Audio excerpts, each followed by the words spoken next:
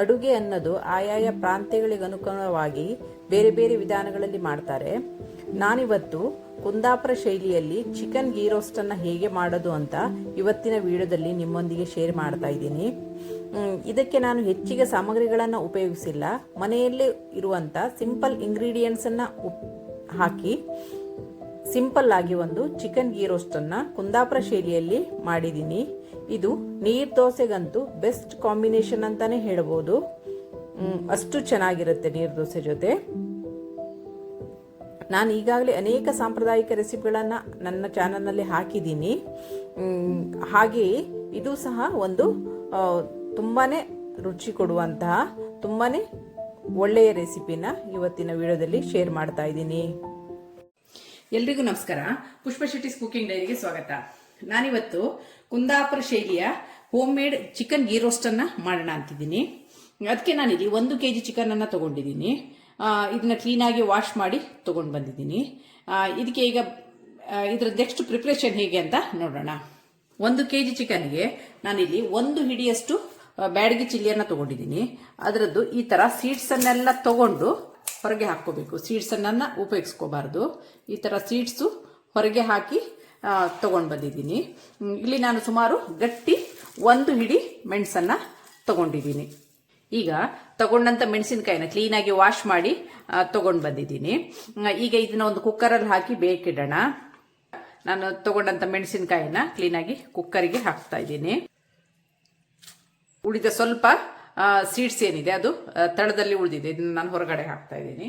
ಇದಕ್ಕೆ ಸ್ವಲ್ಪ ನೀರನ್ನ ಸೇರಿಸಿ ಈಗ ಲಿಡ್ ಅನ್ನ ಮುಚ್ಚಿ ಇದನ್ನ ಬೇಕಿಡೋಣ.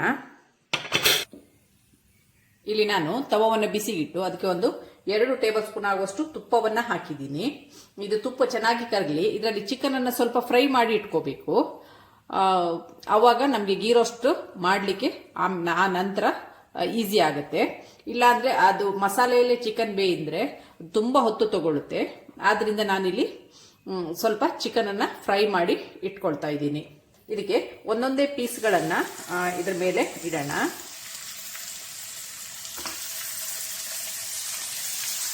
ನಾನಿಲ್ಲಿ ಸ್ವಲ್ಪ ಚಿಕನ್ ಪೀಸನ್ನ ಸ್ವಲ್ಪ ದೊಡ್ಡ ದೊಡ್ಡ ಪೀಸನ್ನೇ ಮಾಡ್ಕೊಂಡಿದ್ದೀನಿ. ನಿಮಗೆ ಯಾವ ಹದದಲ್ಲಿ ಪೀಸ್ ಬೇಕು ಆ ಥರದಲ್ಲಿ ಮಾಡ್ಕೊಳ್ಳಿ. ಈಗ ನಾನಿಲ್ಲಿ ತಗೊಂಡಂಥ ಎಲ್ಲ ಚಿಕನ್ ಪೀಸಸ್ನ ತುಪ್ಪದಲ್ಲಿ ಫ್ರೈ ಮಾಡೋಕ್ಕೆ ಇಟ್ಟಿದ್ದೀನಿ. ಈಗ ಚಿಕನ್ ಸ್ವಲ್ಪ ಸಾಫ್ಟ್ ಆಗಲಿ, ನಂತರ ಬೇರೆ ಮಸಾಲೆಯನ್ನು ಹಾಕೋಣ. ಈಗ ಬೇಕಿಟ್ಟಂಥ ಕೋಳಿ ಹೇಗಾಗಿದೆ ನೋಡೋಣ. ನೋಡಿ, ಚಿಕನ್ನು ಈಗ ಸಾಫ್ಟ್ ಆಗ್ತಾ ಇದೆ. ಇದಕ್ಕೆ ಒಂದು ಅರ್ಧ ಟೀ ಸ್ಪೂನ್ ಆಗುವಷ್ಟು ಹಳದಿನ ಹಾಕ್ತಾ ಇದ್ದೀನಿ. ನಾನಿಲ್ಲಿ ರುಚಿಗೆ ತಕ್ಕಷ್ಟು ಉಪ್ಪನ್ನು ಸೇರಿಸ್ತಾ ಇದ್ದೀನಿ. ಹಾಗೂ ರುಚಿಗೆ ಒಂದು ಅರ್ಧ ನಿಂಬುವನ್ನು ಹಾಕ್ತಾ ಇದ್ದೀನಿ. ಈ ನಿಂಬು ರಸವನ್ನು ಹಿಂಡೋದ್ರಿಂದ ಚಿಕನ್ ಸಾಫ್ಟ್ ಆಗಿ ಚೆನ್ನಾಗಿ ಬೇಯುತ್ತೆ. ಹೆಚ್ಚಿಗೆ ಬೇಡ, ಒಂದು ಅರ್ಧ ನಿಂಬು ಸಾಕು. ಹಾಕಿ ಇದನ್ನು ಚೆನ್ನಾಗಿ ಒಮ್ಮೆ ಮಿಕ್ಸ್ ಮಾಡ್ಕೊಳ್ಳೋಣ. ಈ ಥರ ನಿಂಬುವನ್ನು ಸೇರಿಸೋದ್ರಿಂದ ಚಿಕನ್ ಸಾಫ್ಟಾಗಿ ಚೆನ್ನಾಗಿ ಟೇಸ್ಟಿಯಾಗಿ ಜ್ಯೂಸಿಯಾಗಿ ಆಗುತ್ತೆ. ನೀರು ಡ್ರೈ ಆಗೋ ತನಕ ಬೇಯಿಸ್ಕೋಬೇಕು. ಇದಕ್ಕೆ ನಾನು ಒಂದು 2 ಟೀ ಸ್ಪೂನು ಚಿಕನ್ ಮಸಾಲ ಹುಡಿಯನ್ನು ಹಾಕ್ತಾ ಇದ್ದೀನಿ. ಇದರಲ್ಲಿರೋ ನೀರೆಲ್ಲ ಚೆನ್ನಾಗಿ ಡ್ರೈ ಆಗಲಿ, ಅಷ್ಟು ತನಕ ಇದನ್ನು ಸ್ವಲ್ಪ ಹುರ್ಕೊಳ್ಳೋಣ. ನೋಡಿ, ತುಪ್ಪದ ಪಸೆ ಎಲ್ಲ ಬಿಟ್ಟು ಬರ್ತಾ ಇದೆ. ಇದು ಸ್ವಲ್ಪ ಲೋ ಫ್ಲೇಮಲ್ಲಿ ಇದರಲ್ಲಿ ಚೆನ್ನಾಗಿ ಡ್ರೈ ಆಗಲಿ. ಅಷ್ಟರಲ್ಲಿ ನಾವು ಕುಕ್ಕರಲ್ಲಿ ಏನು ವಿಸಿಲ್ ಮಾಡೋಕೆ ಇಟ್ಟಿದ್ದೀವಿ ಮೆಣಸು, ಅದು ಆಗಿದೆಯಾ ನೋಡೋಣ. ಇದು ಚೆನ್ನಾಗಿ ತುಪ್ಪ ಎಲ್ಲ ಸೈಡಿಗೆ ಬಿಟ್ಕೊಂಡು ಇದಕ್ಕೆ ಚಿಕನ್ನು ಚೆನ್ನಾಗಿ ಬೆಂದಿದೆ. ಈಗ ಇದು ಆಗಿದೆ. ಇದು ಗ್ಯಾಸನ್ನು ಆಫ್ ಮಾಡೋಣ. ಈಗ ನೆಕ್ಸ್ಟ್ ಮುಂದಿನ ಪ್ರೊಸೀಜರ್ ಏನಂತ ನೋಡೋಣ. ಈಗ ಕುಕ್ಕರ್ ತಣ್ಣಗಾಗಿದೆ ನೋಡೋಣ. ಮೆಣಸು ಹೇಗೆ ಬೆಂದಿದೆ ನೋಡುವ. ಮೆಣಸು ಈಗ ಹೀಗೆ ಹದವಾಗಿ ಬೆಂದಿದೆ. ಈಗ ಇದು ತಣ್ಣಗಾದ್ಮೇಲೆ ಮಿಕ್ಸಿಗೆ ಹಾಕಿ ಪೇಸ್ಟ್ ಮಾಡ್ಕೋಬಹುದು. ಈ ತರ ಗೀ ರೋಸ್ಟ್ ಮಾಡಿದ್ರೆ ಹೆಚ್ಚು ಮಸಾಲೆ ಅನ್ಸಲ್ಲ, ಹದವಾಗಿ ಹಿತವಾಗಿ ಇರುತ್ತೆ. ನಾನಿಲ್ಲಿ ಬೇಯಿಸಿದಂತ ಮೆಣಸನ್ನ ಮಿಕ್ಸಿಗೆ ಹಾಕಿದ್ದೀನಿ. ಇದು ತಣ್ಣಗಾದ್ಮೇಲೆ ಚೆನ್ನಾಗಿ ನೈಸಾಗಿ ಪೇಸ್ಟ್ ಮಾಡ್ಕೊಂಡು ಬರೋಣ. ಬೇಯಿಸಿದಂತ ಮೆಣಸನ್ನ ನುಣ್ಣಗೆ ಪೇಸ್ಟ್ ಮಾಡ್ಕೊಂಡು ಬಂದಿದ್ದೀನಿ. ಹಾಗೆಯೇ ಸ್ವಲ್ಪ ಒರಳು ತೊಳೆದ ನೀರನ್ನ ಎತ್ತಿಟ್ಕೊಂಡಿದ್ದೀನಿ. ಈಗ ಇದರದ್ದು ನೆಕ್ಸ್ಟ್ ಪ್ರೊಸೀಜರ್ ಏನಂತ ನೋಡೋಣ. ಈಗ ಗೀ ರೋಸ್ಟನ್ನು ಪ್ರಿಪೇರ್ ಮಾಡಲಿಕ್ಕೆ ನಾನು ದಪ್ಪ ತಳದ ಒಂದು ಪಾತ್ರೆಯನ್ನು ತಗೊಂಡಿದ್ದೀನಿ. ಆದಷ್ಟು ದಪ್ಪ ತಳದ ಪಾತ್ರೆಯನ್ನ ತಗೊಳ್ಳಿ, ಮತ್ತೆ ಅಗಲ ಇರುವ ಪಾತ್ರೆಯನ್ನ ತಗೊಳ್ಳಿ. ಗೀ ರೋಸ್ಟು ಚೆನ್ನಾಗಾಗುತ್ತೆ. ಈಗ ಇದಕ್ಕೆ ಒಂದು 2 ಟೇಬಲ್ ಸ್ಪೂನ್ ಆಗುವಷ್ಟು ತುಪ್ಪವನ್ನ ಹಾಕ್ತಾ ಇದ್ದೀನಿ. ಈಗ ತುಪ್ಪ ಬಿಸಿ ಆಗ್ತಾ ಬರ್ತಾ ಇದೆ. ಈಗ ಇದಕ್ಕೆ 1 ಟೇಬಲ್ ಸ್ಪೂನ್ ಆಗುವಷ್ಟು ಜಿಂಜರ್ ಗಾರ್ಲಿಕ್ ಪೇಸ್ಟನ್ನು ಹಾಕ್ತಾ ಇದ್ದೀನಿ. ಇದು ಸ್ವಲ್ಪ ಹಸಿ ವಾಸನೆ ಹೋಗೋ ತನಕ ಸ್ವಲ್ಪ ಚೆನ್ನಾಗಿ ಹುರ್ಕೊಳ್ಳಿ. ಹಸಿ ವಾಸನೆ ಚೆನ್ನಾಗಿ ಹೋಗಬೇಕು ಇದರಲ್ಲಿ, ಅಷ್ಟರವರೆಗೆ ಇದನ್ನು ಹುರ್ಕೊಳ್ಳಿ. ನಾನು ಮಾಡೋ ವಿಧಾನದಲ್ಲಿ ಈ ಥರ ನೀವು ಗೀ ರೋಸ್ಟು ಮಾಡಿಕೊಂಡ್ರೆ ಇದು ತುಂಬ ಮಸಾಲೆ ಅನಿಸಲ್ಲ, ತಿನ್ನಲಿಕ್ಕೂ ಸಹ ಚೆನ್ನಾಗಿರುತ್ತೆ, ಟೇಸ್ಟು ಚೆನ್ನಾಗಾಗಿ ಬರುತ್ತೆ.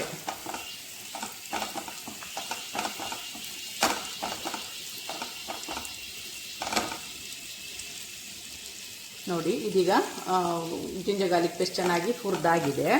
ಈಗ ಇದಕ್ಕೆ ನಾವೇನು ಚಿಲ್ಲಿ ಪೇಸ್ಟನ್ನು ಮಾಡಿಟ್ಕೊಂಡಿದ್ದೀನಿ, ಈ ಪೇಸ್ಟನ್ನು ಇದಕ್ಕೆ ಹಾಕ್ತಾ ಇದ್ದೀನಿ.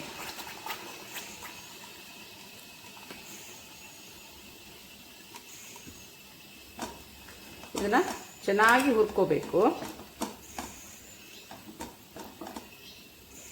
ಈಗ ಇದಕ್ಕೆ ಉರುಳೆ ತೊಳೆದ ನೀರನ್ನು ಸೇರಿಸಿದ್ದೀನಿ. ಇದು ಚೆನ್ನಾಗಿ ಇದರಲ್ಲಿ ಕುದಿಲಿ, ಹಸಿ ವಾಸನೆ ಎಲ್ಲ ಹೋಗಲಿ. ಈಗ ಲಿಡ್ಡನ್ನು ಮುಚ್ಚಿಡ್ತಾ ಇದ್ದೀನಿ, ಇಲ್ಲಾಂದರೆ ಮೇಲ್ಗಡೆ ಸಿಡಿಯುತ್ತೆ. ಇದು ಚೆನ್ನಾಗಿ ಕುದಿಲಿ ಲೋ ಫ್ಲೇಮಲ್ಲಿ. ವೀಕ್ಷಕರೇ, ನೋಡೋಣ ಇದೀಗ ಹೇಗಾಗಿದೆ ಅಂತ. ನೋಡಿ, ತುಪ್ಪ ಎಲ್ಲ ಸೈಡಿಗೆ ಬಿಟ್ಟು ಬರ್ತಾ ಇದೆ. ಈ ಹಂತದಲ್ಲಿ ಸ್ವಲ್ಪ ಕೈ ಬಿಡದೆ ಮಗ್ತಾ ಇರಿ, ತಳ ಹಿಡಿಯದಂತೆ ನೋಡ್ಕೊಳ್ತಾ ಇರಿ. ಇದಕ್ಕೆ ಮತ್ತೆ 1 ಟೇಬಲ್ ಸ್ಪೂನ್ ಆಗುವಷ್ಟು ತುಪ್ಪವನ್ನು ಹಾಕ್ತಾ ಇದ್ದೀನಿ. ಹಾಕಿ ಚೆನ್ನಾಗಿ ಕುದಿಲಿ ಇದು. ಈಗ ಇದನ್ನು ಮುಚ್ಚಿಡೋಣ. ವೀಕ್ಷಕರೇ ನೋಡಿ, ಈಗ ಇದು ಈ ಥರ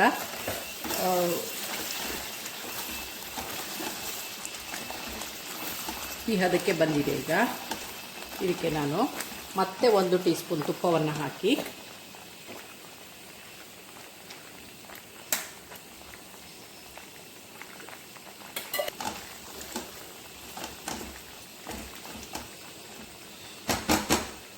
ಮುಚ್ಚಿಡ್ತಾ ಇದ್ದೀನಿ. ಮಧ್ಯದಲ್ಲಿ ತಳ ಹಿಡಿದಾಗೆ ನೋಡ್ಕೊಳ್ಳಿ. ಇನ್ನೂ ಸ್ವಲ್ಪ ಹೊತ್ತು ಇದು ಕುದಿಬೇಕು, ಚೆನ್ನಾಗಿ ಹದ ಬರಬೇಕು. ವೀಕ್ಷಕರೇ ನೋಡಿ, ತುಪ್ಪ ಈಗ ಸೈಡಲ್ಲಿ ಬಿಟ್ಟು ಬರ್ತಾ ಇದೆ. ಮಧ್ಯದಲ್ಲಿ ತುಪ್ಪವನ್ನು ಸೇರಿಸ್ತಾ ಮಗ್ತಾ ಇದ್ದೆ ನಾನು. ಸುಮಾರು ಒಂದು 8-10 ಟೇಬಲ್ ಸ್ಪೂನ್ ಆಗುವಷ್ಟು ತುಪ್ಪವನ್ನು ಹಾಕಿದ್ದೀನಿ.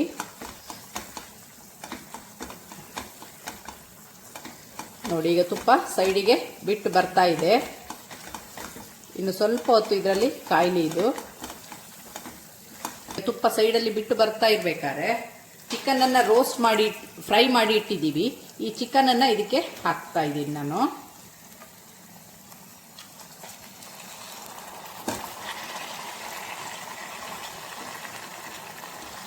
ಪೂರ್ತಿಯಾದ ಚಿಕನನ್ನು ಇದಕ್ಕೆ ಆ್ಯಡ್ ಮಾಡಿದ್ದೀನಿ. ಇದರಲ್ಲಿರುವ ಚಿಕನ್ ಸ್ಟಾಕ್ ಮತ್ತು ತುಪ್ಪವನ್ನು ಸಹ ಇದಕ್ಕೆ ಸೇರಿಸ್ತಾ ಇದ್ದೀನಿ. ಈಗ ಇದಕ್ಕೆ ಚಿಕನನ್ನು ಹಾಕಿ ಸೇರಿಸ್ತಾ ಇದ್ದೀನಿ.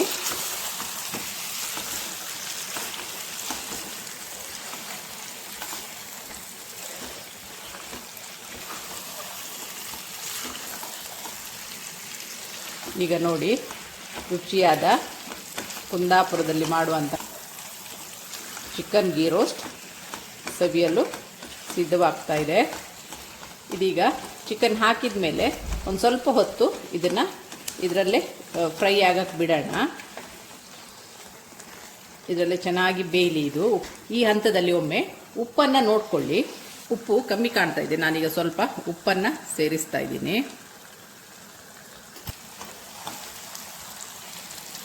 ವೀಕ್ಷಕರೇ, ರುಚಿಯಾದ home made chicken ghee roast ಸವಿಯಲು ಸಿದ್ಧವಾಗಿದೆ. ಇದು ನೀರು ದೋಸೆಗಂತೂ ತುಂಬಾನೇ ಒಳ್ಳೆ ಕಾಂಬಿನೇಷನ್.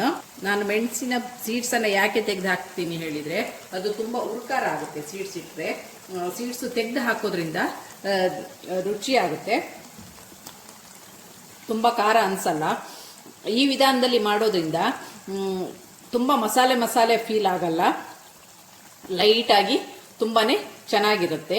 ಇದನ್ನು ಒಮ್ಮೆ ಟ್ರೈ ಮಾಡಿ ವೀಕ್ಷಕರೇ, ತುಂಬಾ ಚೆನ್ನಾಗಾಗುತ್ತೆ. ಇದಾಗಿರುತ್ತೆ ಇವತ್ತಿನ ನನ್ನ ಡೈರಿ ರೆಸಿಪಿ. ನಿಮಗೆ ನನ್ನ ಈ ರೆಸಿಪಿ ಇಷ್ಟವಾದಲ್ಲಿ ಪುಷ್ಪಾ ಶೆಟ್ಟಿಸ್ ಕುಕಿಂಗ್ ಡೈರಿ ಇದಕ್ಕೆ ಒಂದು ಲೈಕ್ ಕೊಡಿ, ಶೇರ್ ಮಾಡಿ, ಕಮೆಂಟ್ ಮಾಡಿ. ಸಬ್ಸ್ಕ್ರೈಬ್ ಆಗಿಲ್ಲ ಅಂದರೆ ಸಬ್ಸ್ಕ್ರೈಬ್ ಆಗಿ, ಹಾಗೂ ನಿಮ್ಮ ಫ್ಯಾಮಿಲಿ ಮತ್ತು ಫ್ರೆಂಡ್ಸ್ಗಳ ಜೊತೆನೂ ಹಂಚಿಕೊಳ್ಳಿ. Thanks for watching. ಈಗ ಇದು ನೋಡಿ, ತುಪ್ಪ ಎಲ್ಲ ಸೈಡಿಗೆ ಬಿಟ್ಟು ಇದು ಕರೆಕ್ಟ್ ಆದ ಕನ್ಸಿಸ್ಟೆನ್ಸಿಗೆ ಬಂದಿದೆ. ಇದಕ್ಕೆ ಸ್ವಲ್ಪ ಮೇಲೆಗಡೆ ಬೇವಿನ ಎಲೆಯನ್ನು ಉದುರಿಸಿ ಈಗ ಗ್ಯಾಸನ್ನು ಆಫ್ ಮಾಡೋಣ.